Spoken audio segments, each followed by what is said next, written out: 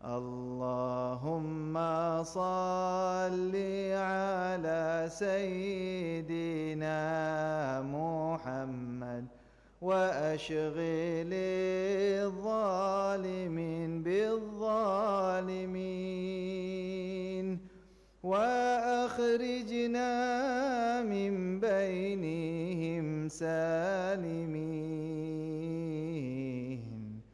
وعلى آله وصحبه أجمعين. اللهم صل على سيدنا محمد شغل الظالمين بالظالمين.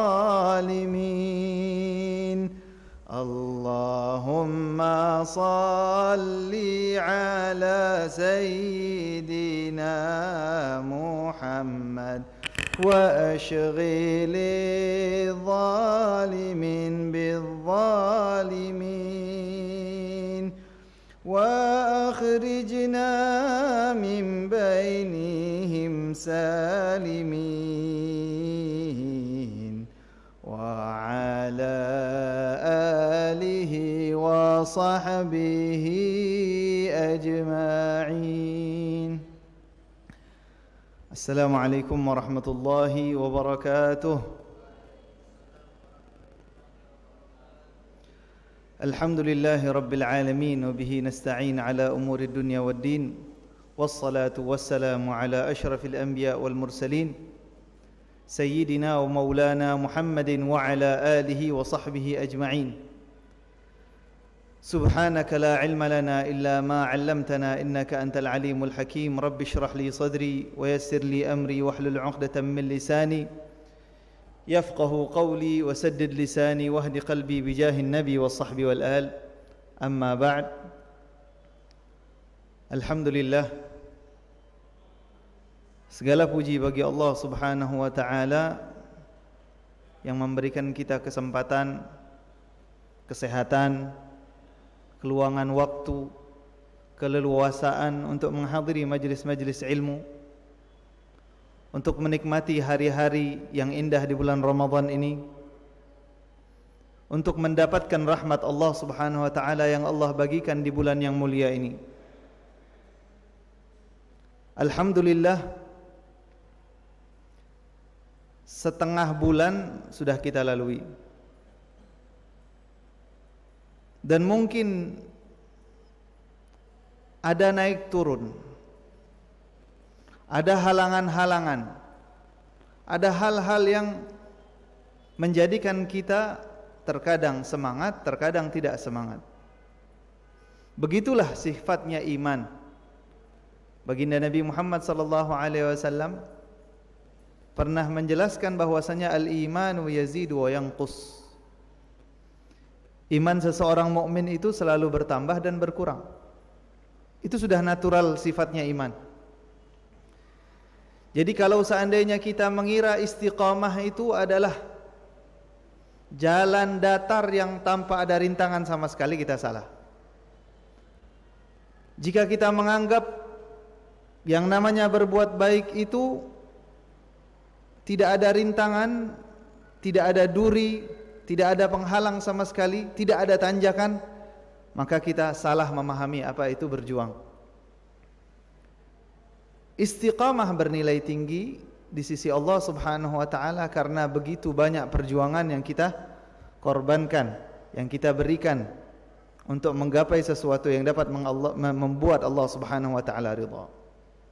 Jadi begitulah sifatnya iman secara natural. Terkadang bertambah, terkadang berkurang. Berkurangnya iman karena kurangnya amal. Bertambahnya iman karena banyaknya beramal kita kepada Allah Subhanahu wa ta'ala. Di dalam sebuah hadis baginda Nabi Muhammad sallallahu alaihi wasallam pernah bersabda, "Jaddidu imanakum akthiru min qawli la ilaha illallah." Perbaharuilah iman kalian, perbanyaklah mengucapkan la ilaha illallah. Ini cara memperbaharui iman. Kalau kita punya alat-alat elektronik, entah itu handphone, entah itu jam, entah itu apapun gadget yang kita miliki, ketika dia sudah mulai error, ketika dia sudah mulai tidak merespon, ketika dia sudah mulai susah untuk diatur, maka yang kita lakukan adalah restart. Restart ini adalah upaya untuk menghidupkan kembali kontrol yang ada di dalam gadget yang kita miliki, atau mengembalikan kembali fungsi-fungsinya secara utuh. Nah, kalau seandainya gadget tersebut memiliki tombol restart, maka tombol restartnya kita orang-orang yang beriman adalah mengucapkan la ilaha illallah. Coba sekali-sekali pada saat kita malas, pada saat kita mulai lemah semangatnya, kita mengucapkan la ilaha illallah dengan betul-betul meresapi makna daripada la ilaha illallah itu sendiri. La ilaha illallah, kita ini makhluk yang lemah, kita ini tidaklah berdaya, kita ini bukan siapa-siapa, kita ini adalah hamba Allah subhanahu wa ta'ala, Tuhan satu-satunya yang kita akui, yaitu Allah subhanahu wa ta'ala, yang mana tidak ada Tuhan selainnya yang berhak untuk disembah, meskipun diakui oleh orang-orang sebagai Tuhan. Ketika kita betul-betul menghayati ucapan zikir la ilaha illallah, maka iman kita akan terbaharukan. Iman kita akan kembali menjadi semangat, menjadi kembali membawa kita untuk beramal dengan amal-amal saleh. Ikhwani wa akhwati yang dimuliakan oleh Allah, perjalanan kita di bulan Ramadan ini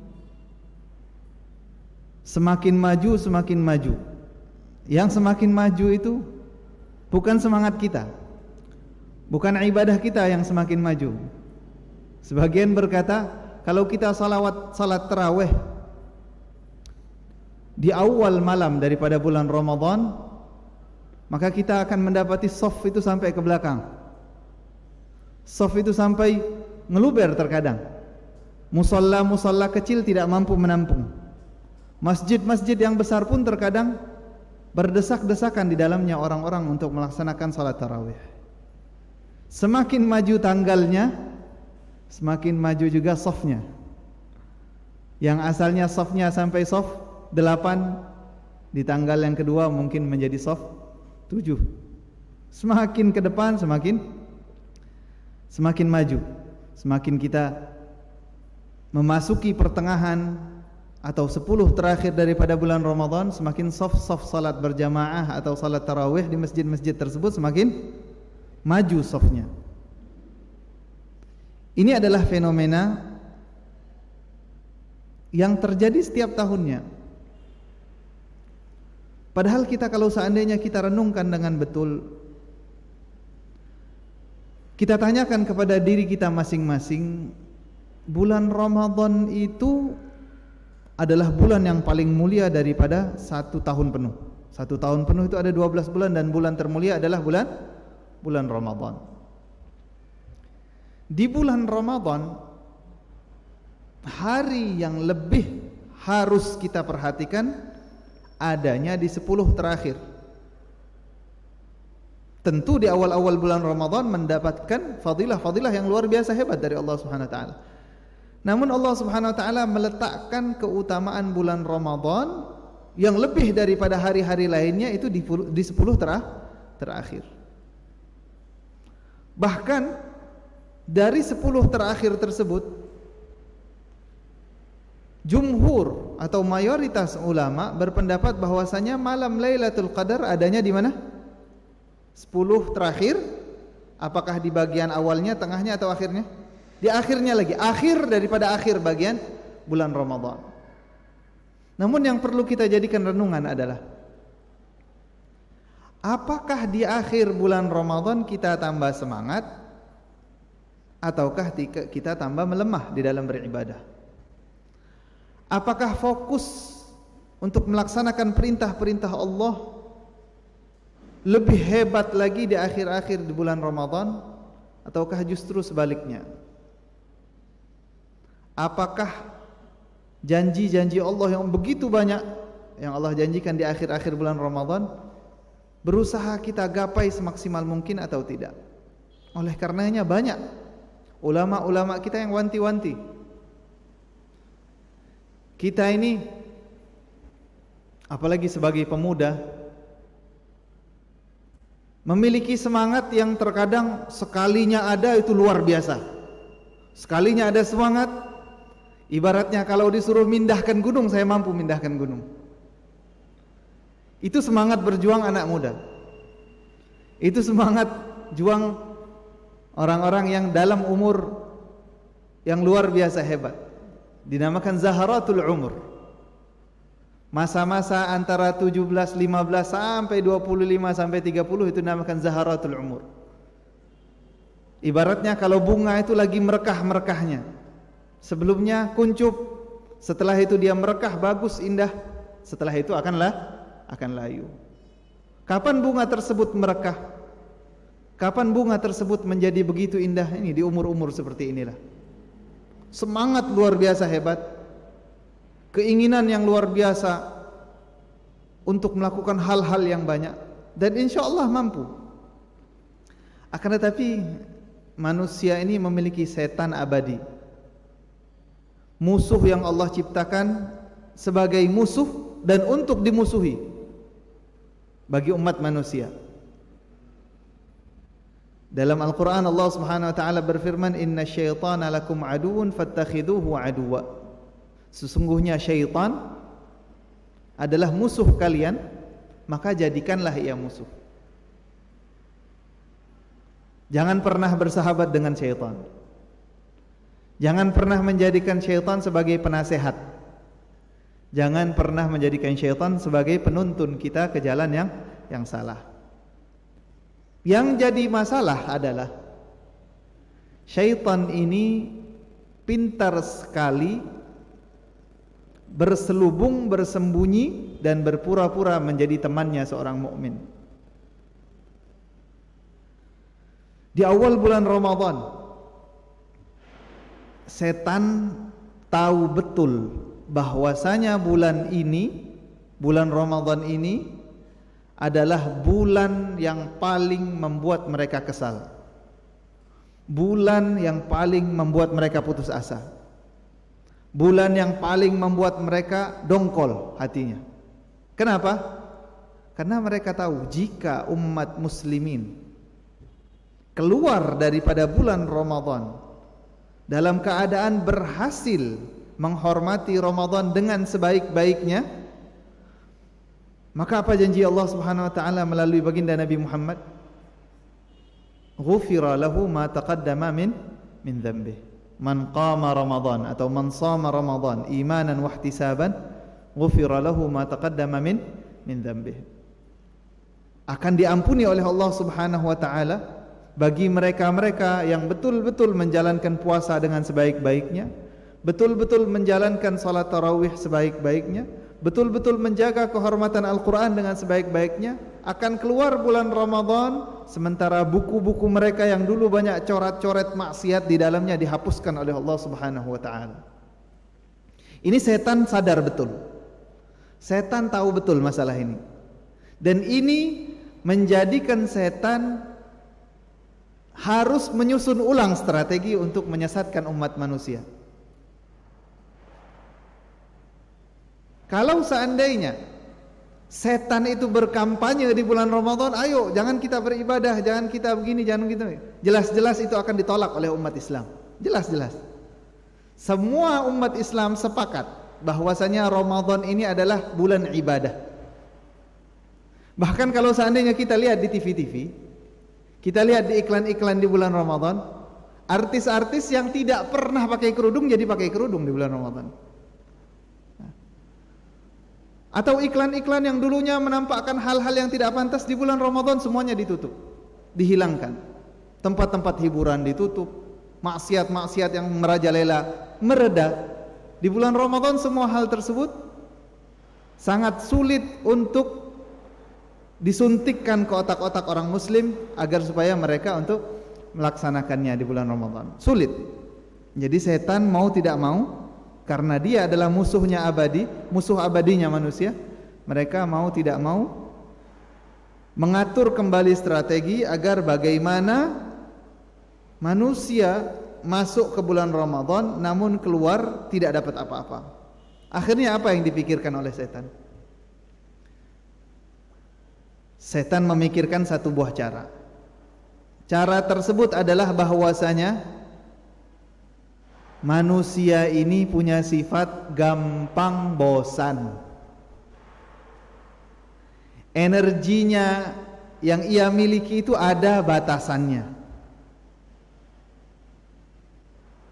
Setan saking cerdasnya, dia akan berbisik di telinga umat-umat muslim yang baru mau menjadi manusia-manusia baik bahwasanya, ayo ini bulan Ramadan, semangat, baca Al-Quran 5 juz satu hari, baca Al-Quran 10 juz satu hari, ayo semangat, ayo kita lomba-lomba sama teman-teman semua.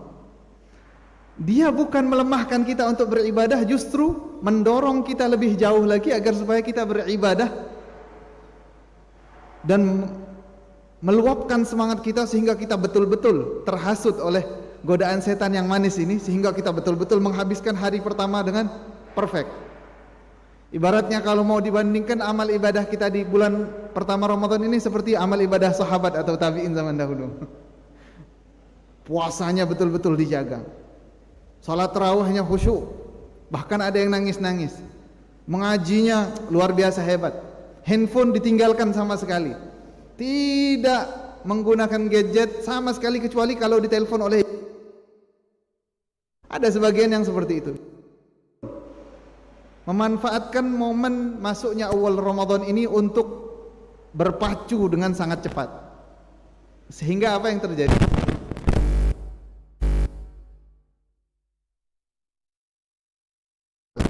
Yang sebetulnya belum mampu ditanggung oleh tubuhnya, akhirnya dia terjebak dengan godaan syaitan tersebut dan mulai di hari-hari berikutnya, kemarin 10 juz, hari ini 9 juz setengah, cuman setengah juz berkurangnya. Di hari kedua 9 juz, wah ini seharusnya 3 hari hatam, tapi kalau 4 hari hatam gak apa-apalah. Akhirnya di hari berikutnya berkurang sedikit jadi 7 juz. Semakin ke belakang, semakin ke belakang, semakin ke belakang, akhirnya Al-Quran yang dia baca justru berkurang, berkurang, berkurang, berkurang, sampai kita pada titik sama sekali tidak membaca Al-Quran sepanjang hari. Ini betul-betul godaan syaitan yang begitu hebat. Syaitan itu punya banyak cara untuk menjerumuskan manusia.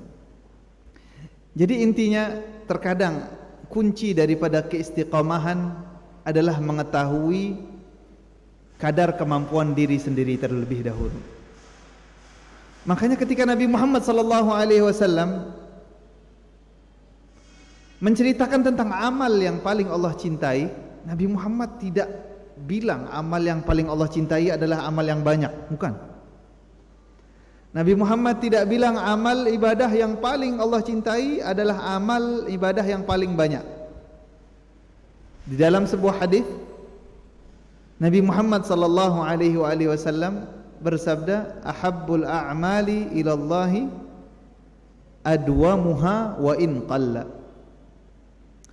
Amal ibadah yang paling Allah subhanahu wa ta'ala cintai adalah yang paling konsisten, yang paling istiqamah, yang paling bertahan, meskipun sedikit. Kata kuncinya di sini, meskipun sedikit. Jadi subhanallah, manusia ini di otaknya pikirnya banyak. Padahal kalau kita renungkan kehidupan kita di saat ini, sangat-sangat jarang ada kegiatan kita yang memiliki dampak permanen yang bisa kita dapatkan di waktu yang singkat. Itu tidak ada. Hampir dibilang tidak ada. Hampir dibilang tidak ada. Coba otot bisa atau tidak dibangun, dibuat dengan satu hari olahraga tapi betul-betul ekstrim. Orang yang satu hari olahraga mati-matian dari pagi jam 7 sampai jam 7 lagi malam, tidak istirahat. Apakah otot yang dia harapkan akan tumbuh di badannya itu tumbuh atau tidak? Tidak, justru dia yang sakit. Dia akan dehidrasi, dia akan jatuh sakit dan masuk rumah sakit. Seseorang, ini mahasiswa biasanya, atau pelajar-pelajar, ingin mendapatkan nilai 100 di ujiannya, tapi dia belajarnya cuman sistem kebut satu malam. Sistem kebut satu malam. Malam sebelum ujian, dianya habis-habisan mempelajari dari awal sampai akhir materi yang seharusnya diujikan besok. Besoknya seringkali mereka justru mendapatkan nilai rendah, meskipun mereka menghabiskan semalam suntuk. Karena semalam suntuk itu mereka melakukannya dalam keadaan capek, dan sebelum-sebelumnya mereka tidak perhatian sama sekali. Akhirnya satu malam yang dia korbankan demi nilai yang besar tersebut justru mendatangkan malah petaka bagi dia. Banyak contoh-contoh yang lain. Ya, artinya yang instan tidak menghasilkan hasil permanen. Ingat itu, yang instan tidak menghasilkan hasil permanen. Begitu juga di dalam beribadah. Ini tujuannya guru-guru kita semuanya mengingatkan, kalau seandainya di malam pertama dari bulan Ramadan, wahai anak-anak, wahai santri-santri, wahai pemuda-pemuda, bulan Ramadan ini manfaatkan dengan betul. Bulan Ramadan ini harus kita jaga dengan baik. Bulan Ramadan ini harus kita manfaatkan dengan sebetul-betulnya. Bagaimana agar supaya kita keluar dari bulan Ramadan mendapatkan hasil sebanyak-banyaknya. Jadi nasihat yang mereka berikan adalah mulai dari yang paling kamu terima, mulai dari yang paling bisa kamu pertahankan. Di dalam sebuah hadis juga Nabi Muhammad SAW bersabda, "Khudhu minal amali ma tutiqun." Ambillah amal itu yang kalian sanggup saja. Ambillah daripada amal itu yang kalian sanggup saja. Fa innallaha la yamallu hatta tamallu. Sesungguhnya Allah enggak bakal bosan nerima kalian beribadah sampai kalian sendiri yang bosan. Kalau kalian sudah melakukan ibadah dengan rasa bosan, itu mulai Allah Subhanahu wa taala juga akan bosan melihat atau menerima daripada ibadah yang kalian laksanakan. Ikhwani yang dimuliakan oleh Allah, wa akhwati yang dimuliakan oleh Allah. Tema kita hari ini adalah menanamkan Al-Quran, menanamkan kecintaan Al-Quran di dalam hati setiap mukmin dan mukminah. Sebelum kita membahas bagaimana cara menanamkannya, tidak elok kalau seandainya kita tidak tahu apa itu cinta dan apa itu Al-Quran. Kita semua mengenali Al-Quran. Sejak kecil kita dengar kata Al-Quran, Al-Quran, Al-Quran. Dan kita semua tahu adalah Al-Quran merupakan kitab suci umat Islam. Al-Quran merupakan undang-undang langit yang Allah berlakukan untuk setiap orang yang menganut agama Islam. Al-Quran adalah petunjuk, Al-Quran adalah cahaya, Al-Quran adalah kesembuhan untuk segala macam penyakit. Al-Quran memiliki mu'jizah. Al-Quran adalah kitab ajaib. Al-Quran adalah wahyu Allah subhanahu wa ta'ala. Bayangkan kalau seandainya kita membaca Al-Quran layaknya kita membaca surat dari orang yang kita cintai. Kalau kita suka sama orang, ini kalian punya idola, entah itu pemain bola kah, entah itu artis, entah itu penyanyi, entah itu siapa, kalau orang yang kalian idolakan tahu-tahu menyurati kalian dengan sebuah surat, kira-kira apa yang akan kita lakukan? Jangan suratlah, terlalu jauh masa surat-suratan. Saat ini itu ada chat, WhatsApp. Kalau seandainya ada orang yang kita suka, orang yang kita cintai, orang yang kita kagumi mengirimkan surat kepada kita, mungkin surat itu akan sehari 10 kali atau 20 kali kita ulang-ulang kita baca. Walaupun gak masuk akal, walaupun terkadang itu adalah candaan garing, walaupun itu adalah terkadang hal-hal yang tidak wajar untuk dibaca secara berulang-ulang, bukan nasihat yang bagus, bukan puisi yang indah, bahkan kadang pertanyaan-pertanyaan remeh, hal-hal yang tidak masuk akal kita baca berkali-kali, dan kita dengan senangnya membaca surat tersebut, ulang lagi, selesai, balik ke belakang, ulang lagi, selesai, balik ke belakang, ulang lagi. Itu kalau seandainya risalah atau surat tersebut kita dapatkan dari orang yang kita cinta. Coba kita pertanyakan kembali,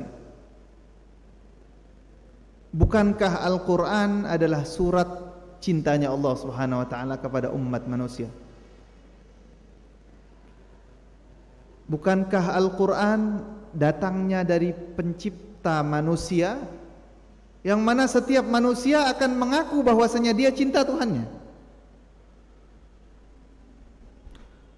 Bukankah Al-Quran ini disosialisasikan oleh Nabi, makhluk yang paling kita cintai, kita agungkan, dan kita jadikan suri tauladan yang baik? Bukankah yang membaca Al-Quran hanya orang-orang terbaik saja? Bukankah yang berusaha mencintai Al-Quran adalah mereka yang tahu betul kadar keagungan daripada Sang Pencipta Allah Subhanahu wa ta'ala? Jadi yang harus kita pertanyakan, pengakuan cinta kita kepada Allah Subhanahu wa ta'ala itu betul atau belum betul? Dan yang harus kita pertanyakan kembali adalah, cinta itu apa sih? Sehingga saya kok bisa mengakui apa itu cinta? Kenapa saya mencintai Allah? Kenapa saya mencintai Nabi Muhammad? Kenapa saya mencintai Al-Quran? Akhwani wa akhwati yang dimuliakan oleh Allah, di dalam kitab Rawdatul Muhibbin, di situ dijelaskan, kecintaan ini adalah sifat yang Allah Subhanahu wa ta'ala ciptakan, dan ada sebab. Cinta itu ada sebab. Entah sebabnya disadari atau tidak disadari. Imam Ibnul Qayyim menyatakan bahwasanya sesungguhnya kecintaan seseorang terhadap sesuatu tidak lepas dari 3 sebab. Terkadang salah satunya ada, terkadang tiga-tiganya ada, terkadang tiga-tiganya ada namun kadarnya rendah, terkadang satu tapi kadarnya tinggi, dan seterusnya. Apa 3 perkara tersebut? 3 perkara ini, yang pertama adalah keindahan di dalam hal yang ingin kita cintai.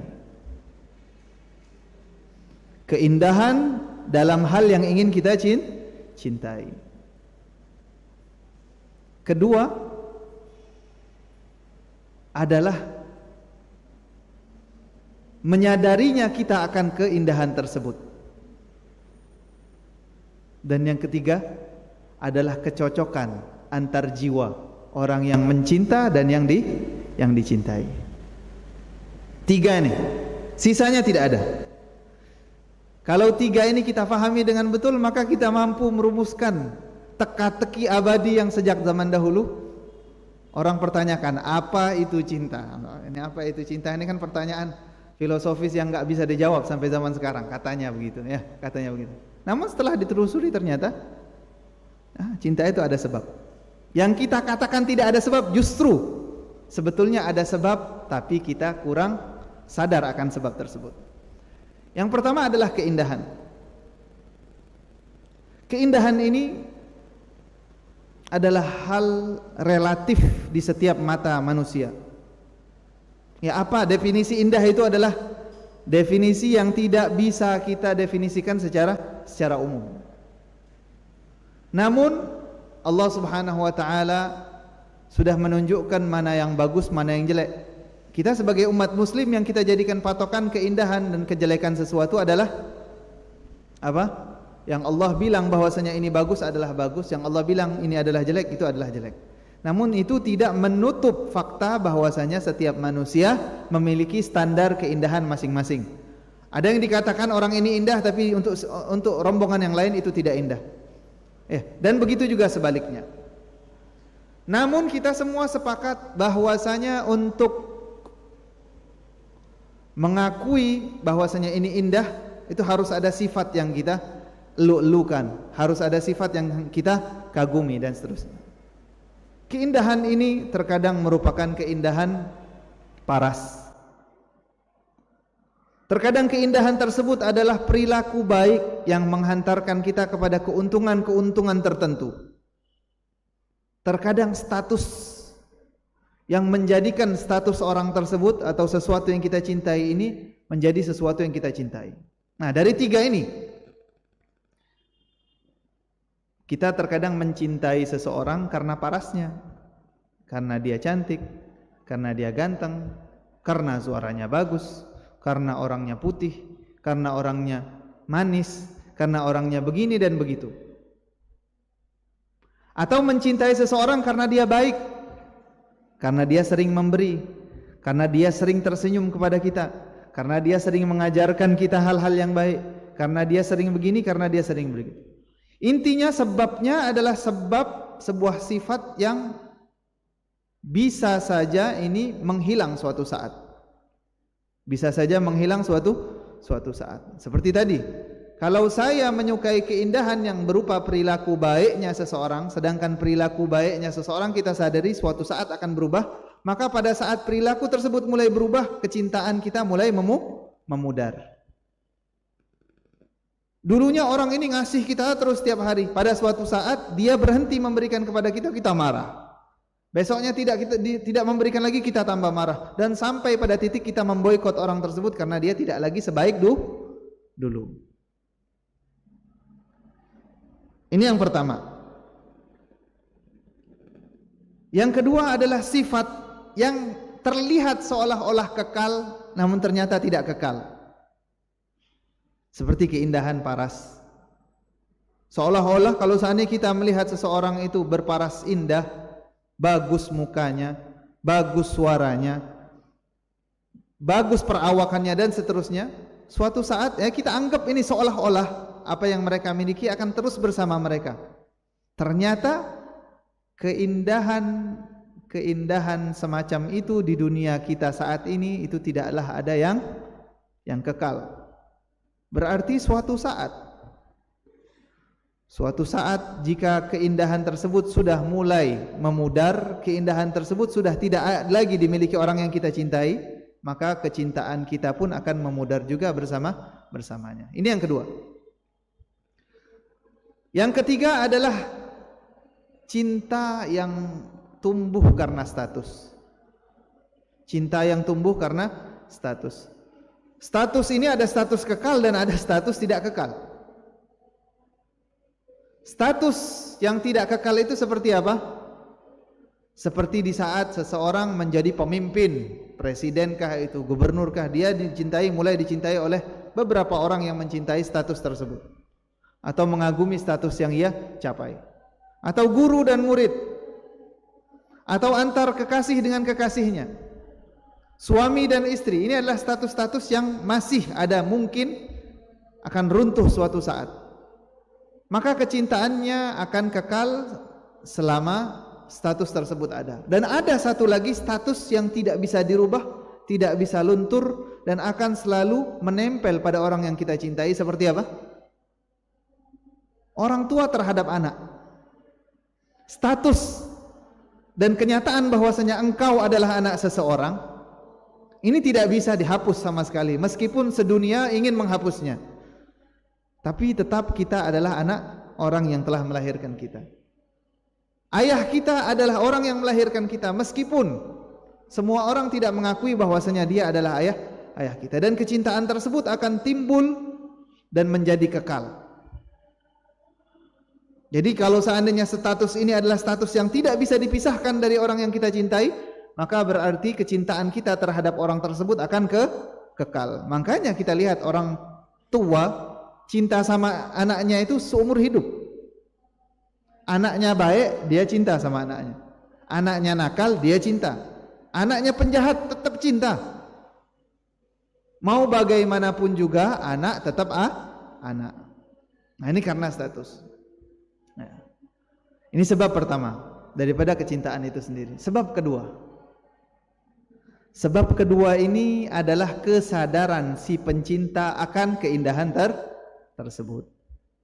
Kesadaran kita, karena keindahan tidak akan bisa dirasa kecuali jika mulai kita sadari keberadaannya. Kecintaan kita terhadap sesuatu tidak akan mulai terasa kecuali pada saat kita mulai menyadari bahwasanya ada keindahan di orang yang dulunya tidak kita cintai. Seperti apa itu? Seperti apa kesadaran tersebut?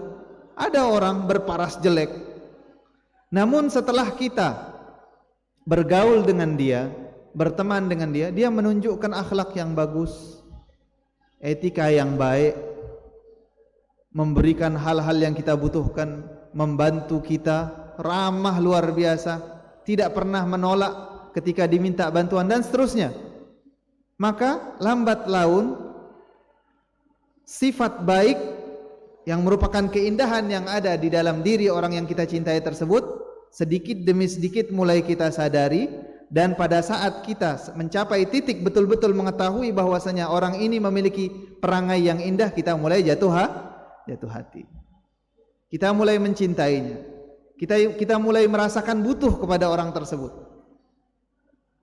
Termasuk di antaranya adalah indahnya paras seseorang. Selagi kamu sembunyikan keindahan mukamu di rumah, maka tidak ada seorang pun yang akan terfitnah atau terprovokasi untuk menyukai paras indahmu. Kalau sudah mulai si pemilik keindahan tersebut memunculkan parasnya di halayak ramai, dan orang yang dulunya tidak sadar akan keindahan tersebut mulai melihat keindahannya, maka jangan heran jika terjalin hubungan asmara atau cinta di antara kedua orang tersebut. Makanya di dalam Al-Quran, orang-orang mukmin dan mukminah, laki-laki atau perempuan, diperintahkan oleh Allah Subhanahu wa taala untuk menundukkan pandangannya.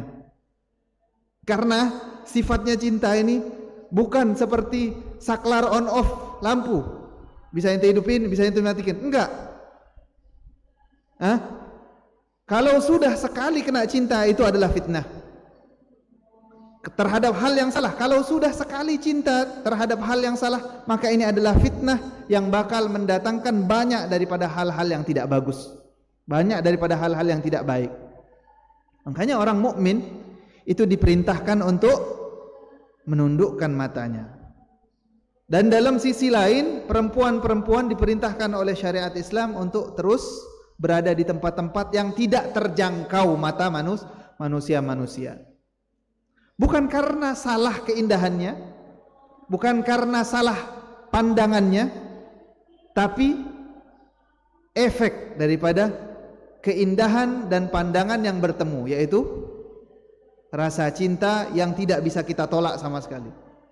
Ada kan istilah cinta di pandangan pertama? Ada atau tidak? Ada.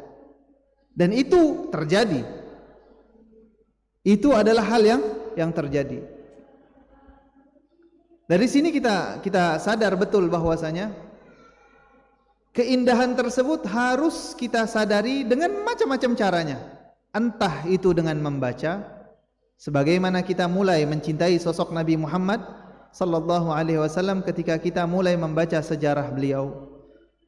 Kita membaca pengorbanan-pengorbanan beliau. Kita mengetahui bagaimana perjuangan beliau untuk memperjuangkan umat baginda Nabi Muhammad ini. Bagaimana rasa kasih sayangnya Nabi Muhammad, bagaimana cintanya Nabi Muhammad kepada kita semua. Hal-hal tersebut jika kita terus pelajari, terus perdalam akan menanamkan kecintaan kita kepada baginda Nabi Muhammad sallallahu alaihi wasallam. Dan kalau sudah cinta, ini tidak bisa kita halangi lagi. Ibaratnya seperti tsunami. Nah, cinta itu seperti tsunami yang tidak bisa direkayasa lagi. Sudah, kalau sudah tsunami semuanya habis. Semuanya habis. Tapi ingat sekali lagi, kadar daripada sifat-sifat ini berbeda-beda. Ada kadar kesadarannya full, jadi artinya cintanya full. Itulah kecintaan sahabat baginda Nabi Muhammad kepada Nabi Muhammad. Karena mereka betul-betul melihat Nabi Muhammad, betul-betul mendengarkan nasihat-nasihat Nabi Muhammad, betul-betul memahami tindak tanduk Nabi Muhammad, apa yang Nabi Muhammad suka, apa yang Nabi Muhammad tidak suka, apa yang membuat Nabi Muhammad senang, dan seterusnya. Akhirnya mereka sampai pada titik menjadikan Nabi Muhammad sosok yang paling mereka cintai, bahkan lebih mereka cintai daripada diri sendiri, anak mereka, orang tua mereka, dan apapun yang mereka miliki. Ini karena kesadaran tentang keindahan Nabi Muhammad. Keindahan Nabi Muhammad full. Keindahan yang dimiliki oleh Nabi Muhammad full atau tidak? Full. Tidak ada yang bisa menandingi keindahan Nabi Muhammad dari segala sisi. Entah itu pribadinya, entah itu parasnya, entah perilakunya, entah tutur katanya, entah sifat-sifat lain yang biasa-biasa saja menurut orang-orang. Itu semua memiliki level tertinggi yang pernah dicatat di dalam sejarah manusia. Jadi keindahan Nabi Muhammad levelnya tertinggi. Orang yang menyadari keindahan tertinggi tersebut, dia akan memiliki cinta dalam level tertinggi. Dan cinta dalam level tertinggi adalah menganggap murah ruh, menganggap murah nyawanya jika harus dikorbankan demi orang yang ia cintai. Itu level tertinggi daripada cintanya seseorang. Ini dua hal. Jadi apa? Keindahan dan kesadaran. Keindahan dan kesadaran. Dan yang ketiga adalah kecocokan. Yang ketiga adalah kecocokan. Kadang tidak indah, kadang tidak bagus, kadang sifatnya jelek, kadang kita bingung kenapa sih kita bisa suka dengan hal ini, kenapa sih kita bisa suka dengan orang ini, padahal tidak membawa kebaikan, tidak membawa kepuasan, tidak mendatangkan keindahan bagi kita sama sekali, namun kita tetap mencintainya. Ini adalah kecocokan. Dan kecocokan ini adalah sifat yang bukan kita rekayasa. Di mana-mana orang pendiam akan lebih nyaman dengan orang pendiam. Orang nakal lebih nyaman dengan orang nakal. Orang baik lebih nyaman dengan orang baik. Anak kecil lebih nyaman dengan anak kecil. Remaja ini secara garis besar akan lebih nyaman duduk bersama remaja. Makanya Allah Subhanahu wa taala di dalam Al-Qur'an menyatakan bahwasanya pasangan orang-orang soleh itu akan menjadi milik orang-orang soleh. Orang-orang mukmin akan jadi milik orang-orang mukmin. Dan pergaulan akan memberikan dampak yang luar biasa hebat pada diri kita. Dan kecocokan ini tidak bisa direkayasa, namun terkadang ada hal-hal yang menciptakan atau yang menjadikan kita mulai cocok dengan hal tersebut. Ya, ada kecocokan yang memang dari sananya tidak bisa direkayasa, ada kecocokan yang bisa kita usahakan, usahakan. Nah, kalau kecocokan yang tidak bisa diusahakan itu sudah bukan pembahasan kita. Dan kalau kita memiliki hal tersebut, maka kecintaan ini adalah kecintaan abadi. Kecintaan ini adalah kecintaan abadi yang memang tidak kita usahakan, yang Allah berikan kepada kita. Dan itu jarang. Itu jarang. Ada hal lain kecocokan yang bisa direkayasa. Artinya cocoknya pertama tidak cocok, tapi karena sering mulai terbiasa, mulai cocok, mulai jatuh hati, mulai cinta. Makanya sebagian, kalau kita lihat nih sekarang nih pepatah-pepatah kita, tak kenal maka tak sayang, tak kenal maka tak sayang. Kemudian pepatah-pepatah Arab, innal qarina bil muqarani yaqtadi, sesungguhnya teman itu akan mengikuti teman lainnya. Dan banyak daripada pepatah-pepatah Arab yang macam-macam semuanya. Bahkan sebagian syair-syair Arab itu mereka mendefinisikan cinta yang tanpa sebab. Oh, cinta tanpa sebab itu enggak ada ya. Sebetulnya cinta tanpa sebab itu tidak ada. Paling-paling mentok-mentoknya adalah ada kecocokan antara dua makhluk ini sehingga Allah ciptakan antara keduanya rasa cinta. Ada. Sebagian syair berkata, "Wa mal hubbu min husnin wala min malahatin walakinnahu syai'un bihir ruhu tuklafu." Tidaklah cinta itu karena keindahan paras, tutur kata yang indah, akan tetapi dia merupakan perasaan yang terpaksa kita miliki, yang kita tidak berdaya untuk menolaknya. Jadi betul-betul hati-hati di dalam urusan mencintai. Kita kembali membahas tentang mencintai Al-Quran. Kalau kita sudah tahu bahwasanya cinta itu ternyata bisa ditumbuhkan, dan kita mengetahui seberapa agung Al-Quran ini, kita harus memeriksa satu persatu fadilah-fadilah yang Allah Subhanahu wa taala titipkan di dalam Al-Quran. Di dalam sebuah hadis Nabi Muhammad sallallahu alaihi wasallam pernah bersabda, afdalu ibadati ummati tilawatul Quran. Sebaik-baiknya ibadah umatku adalah membaca Al-Quran. Membaca saja, membaca. Membaca dalam artian melantunkan lafadznya dengan lisan kita meskipun kita tidak faham. Di dalam hadis baginda Nabi Muhammad sallallahu alaihi wasallam juga bersabda, al-mahiru bil Quran ma'as safaratil kiramil bararah. Orang yang ahli di dalam membaca Al-Quran, gampang dia membaca Al-Quran, maka derajatnya dia sama seperti malaikat-malaikatnya Allah Subhanahu wa taala. Dan seorang mukmin yang baru belajar Al-Quran, wa yatata'u fihi, dia masih terbata-bata di dalam membaca Al-Quran. Sulit melafalkan makhrajnya, sulit baca panjang pendeknya, tapi dia memaksakan diri terus menerus agar supaya membaca Al-Quran. Wa huwa alaihi syaq, padahal membaca Al-Quran itu repot, membaca Al-Quran itu berat. Falahu ajran, maka dia mendapatkan dua pahala. Itu kata baginda Nabi Muhammad sallallahu alaihi wasallam. Dan pada saat Nabi Muhammad berkata bahwasanya dia akan mendapatkan pahala, yang dimaksud bukan kalau seandainya kita bilang alif lam mim itu satu huruf, dihitung satu pahala, bukan. Tapi alif satu huruf, lam satu huruf, mim satu huruf. Ini sudah cukup sebagai motivasi kita untuk membaca Al-Quran.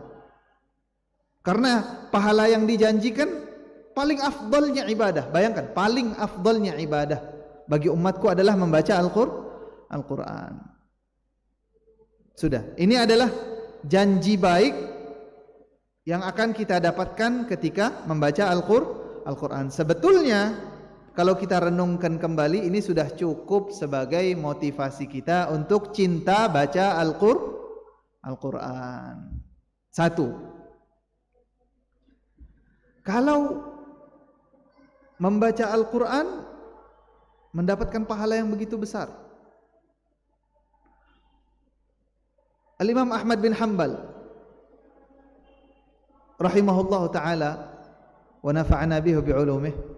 Imam Ahmad bin Hanbal, kita mengetahui semuanya bahwasanya beliau adalah ahli hadis yang luar biasa masyhur, muridnya daripada Imam Asy-Syafi'i. Beliau pernah bermimpi bertemu dengan Allah Subhanahu wa taala.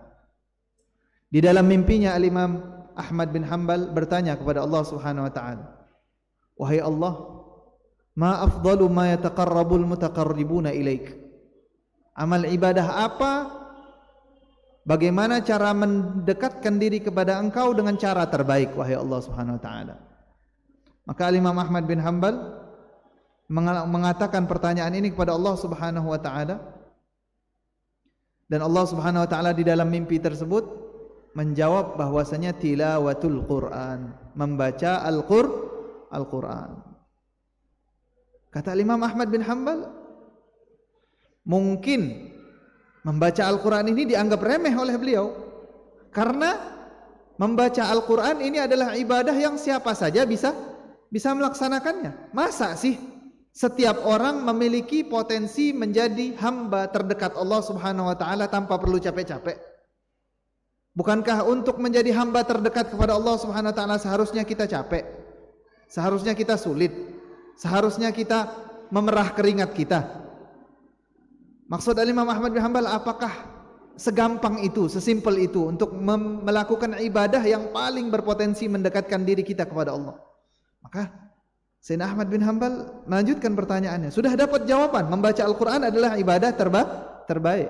Kemudian kata Imam Ahmad bin Hanbal, ingin meyakinkan saja, walaupun beliau sadar betul bahwasanya fadlullah wasi', keutamaan Allah itu tidak terbatas. Allah terserah mau ngasih keutamaan kepada siapapun, Allah mau. Kalau Allah mau memberikan kepada si A tanpa ada sebab, Allah bakal berikan. Kalau Allah tidak mau memberikan kepada si B, Allah tidak bakal memberikan. Tapi Imam Ahmad bin Hanbal ingin menegaskan kembali, wahai Allah Subhanahu wa taala, bifahmin atau bighairi faham, apakah yang engkau maksud ibadah paling afdal tersebut membaca Al-Quran dengan faham atau tidak dengan faham? Maka Allah menegaskannya, bifahmin atau bighairi faham, baik dengan faham atau tidak dengan faham. Wah, ini sudah cukup bisyarah kepada kita. Bisyarah, kabar gembira untuk kita semua yang malas belajar bahasa Arab, yang kurang pengetahuannya tentang ilmu agama, yang kurang pengetahuannya tentang ilmu-ilmu Al-Quran, ilmu-ilmu hadis dan seterusnya, bahwasanya ada ibadah yang paling dapat mendekatkan diri kita kepada Allah Subhanahu wa taala, yaitu membaca Al-Quran.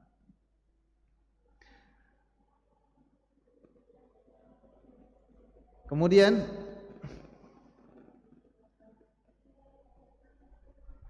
membaca Al-Quran itu sendiri adalah ibadah yang luar biasa hebat. Namun karena manusia ini tidak seperti robot, manusia ini bukanlah makhluk yang mau melakukan sesuatu jika tidak tahu apa alasannya. Ini sulitnya jadi manusia. Sulitnya jadi manusia itu mereka tidak mau melakukan sesuatu kecuali mereka tahu alasan. Omongan-omongan semacam ini, fadilah-fadilah semacam ini di dalam membaca Al-Quran, kita semuanya sadar ya, Al-Quran ibadah dan seterusnya. Tapi kadang itu belum cukup sebagai motivasi kita untuk mencintai Al-Quran, sampai betul-betul kita memperdalam ilmu-ilmu yang ada di dalam Al-Quran itu sendiri. Jadi intinya, seseorang akan jatuh cinta terhadap Al-Quran jika kenal apa itu Al-Quran, jika mengetahui seagung apa Al-Quran, sehebat apa Al-Quran, dan jika sadar betul siapa pemilik kalamullah tadi, pemilik lafaz-lafaz yang kita baca. Al-Faqir tutup cerita ini dengan sebuah cerita. Kecintaan itu sesuai dengan sebab-sebab yang sudah kita jelaskan barusan. Di zaman baginda Nabi Muhammad sallallahu alaihi wasallam ada 3 orang kafir yang di saat itu merupakan mungkin manusia yang paling membenci baginda Nabi Muhammad sallallahu alaihi wasallam. Yang pertama adalah Al-Akhnas Ibnu Syuraiq, yang kedua adalah Abu Sufyan Ibnu Harb, yang ketiga adalah Abu Jahal. Ibn Ishaq menyebutkan bahwasanya mereka bertiga ini sering sembunyi-sembunyi datang ke rumah baginda Nabi Muhammad sallallahu alaihi wasallam hanya untuk mendengarkan lantunan baginda Nabi Muhammad sallallahu alaihi wasallam membaca Al-Quran di dalam salatnya. Mereka ini adalah fans diam-diam. Mereka ini adalah fans Al-Quran diam-diam. Meskipun Allah tidak memberikan mereka hidayah di hati mereka, tapi Allah Subhanahu wa taala bukakan kepada mereka keindahan-keindahan Al-Quran, karena Al-Quran memang indah dari sananya. Kemudian mereka memiliki kemampuan untuk menyerap atau menangkap keindahan yang ada di dalam Al-Quran tersebut, karena kebetulan Al-Quran turun dengan bahasa mereka, dan mereka hidup di dalam tradisi sastra yang luar biasa hebat di zaman tersebut. Akhirnya mereka bertiga ini, tiga orang kafir ini, mereka mendatangi rumah Nabi Muhammad SAW di Makkah malam-malam, diam-diam. Namun satu diam-diam mendengarkan dari sebuah sisi, satu lagi dari sebuah sisi lain, satu lagi dari sisi lain. Di malam-malam, pada saat semua orang tidur, mereka bertiga ini bergadang untuk mendengarkan lantunan Al-Quran, bacaan baginda Nabi Muhammad sallallahu alaihi wasallam. Akhirnya setelah Nabi selesai qiyamul lail, Nabi selesai membaca Al-Quran, mereka semua pulang. Tidak sengaja mereka ketemu pada saat mereka di jalan. Ini sangat mencurigakan sekali. Orang-orang keluar di malam hari, biasanya orang-orang tidak ada yang keluar di saat tersebut. Maka satu sama lain saling tanya, dari mana kamu? Dari mana kamu? Abu Jahal bilang, aduh ketahuan, anak dari rumah Muhammad. Abu Sufyan bin Harb juga, Al-Akhnas bin Syuraik juga. Nggak boleh ini, sebetulnya nggak boleh. Ini semua nggak boleh. Ayo kita janjian besok kita nggak mendengarkan lagi. Mereka kira cinta itu bisa kayak gitu tadi. Kalau sudah cinta bisa mereka berhenti dalam seketika, enggak. Besoknya tidak sengaja lagi mereka ketemu di waktu yang sama setelah melakukan hal yang sama, yaitu mendengarkan omongan-omongan Allah Subhanahu wa taala yang Allah titipkan di dalam Al-Qur'an. Selama 3 malam, bayangkan. Akhirnya mereka bilang, ayo dah, ini terakhir kita perjanjian betul tidak bakal ngedengarkan lagi lantunan Al-Quran, karena mereka ini sama-sama khawatir bacaan-bacaan Nabi Muhammad tersebut saking indahnya akan mempengaruhi jiwa-jiwa mereka sehingga mereka menjadi pengikut baginda Nabi Muhammad SAW. Di hari ketiga setelah mereka perjanjian ini, masing-masing didatangi oleh teman-temannya tadi satu-satu. Yang satu mendatangi dalam keadaan sembunyi-sembunyi semuanya. Dia nanya, coba ini kita ngobrol 4 mata. Pendapat kamu tentang Al-Quran gimana? Wallahi kata siapa, Abu Jahal, kata siapa namanya, Al-Akhnas bin Syuraik sama Abu Sufyan, demi Allah kata dia, itu Al-Quran itu aneh kata dia. Sebagian anak faham, sebagian lagi anak nggak faham. Tapi anak kok begitu merasakan keindahannya, nggak bisa anak jabarkan lagi. Ditanya yang satunya juga menjawab dengan jawaban yang sama. Akhirnya mereka semuanya ke Abu Jahal, Abul Hakam. Abul Hakam ini Abu Jahal. Abu Jahal ini dari Quraisy. Nabi Muhammad dari Quraisy. Mereka berdua datang ke Abu Jahal, bilang, wahai Abu Jahal, kamu kan mendengarkan Al-Quran. Iya betul. Terus bagaimana pendapat kamu tentang Al-Quran tersebut? Dengan polos Abu Jahal menjawab, sebetulnya kabilah saya sama kabilah Muhammad itu dari dulu itu saingan. Mereka punya pemberani, kabilah saya punya pemberani. Mereka punya kedermawanan, kabilah saya punya kedermawanan. Mereka punya kekuatan, kabilah saya punya juga kekuatan sebagaimana yang dimiliki dengan orang. Akhirnya kami ini 2 kabilah yang saingan. Kami ini selalu susul-susulan. Kadang kami lebih baik, kadang mereka lebih baik. Kadang kami lebih baik, kadang. Tapi sekali ini kata dia, diturunkan ayat dari Al-Quran, dapat wahyu dari Allah, mana ada kabilah kami yang mampu untuk melakukan hal tersebut kata. Ini kalah telak namanya. Makanya saya tidak mau mengakui. Jadi yang menghapuskan keindahan tersebut dari mata Abu Jahal adalah persaingan yang tidak fair. Rasa hasad, rasa tidak suka terhadap sosok baginda Nabi Muhammad dan Al-Quran yang diturunkannya, karena merasa bahwasanya mereka tersaingi. Intinya ikhwani wa akhwati yang dimuliakan oleh Allah, kita harus berusaha mencari keindahan Al-Quran dengan apapun caranya. Kita harus berusaha mencari kecocokan dengan Al-Quran bagaimanapun caranya. Kita harus berusaha, mungkin sekali dua kali, itu tidak bisa langsung tumbuh kecintaan Al-Quran dalam hati kita. Namun jika kita terus menyirami bibit benih cinta tersebut, insya Allah pohon cinta akan berbuah dan kita akan mendapatkan kecintaan terhadap Al-Quran, dan kita akan menikmati setiap lantunan, setiap ayat, setiap huruf di dalam Al-Quran, sehingga kita mendapatkan ganjaran yang begitu besar di sisi Allah Subhanahu wa taala. Hadza ma aqulu lakum wa la'afu minkum. Wassalamu alaikum warahmatullahi wabarakatuh.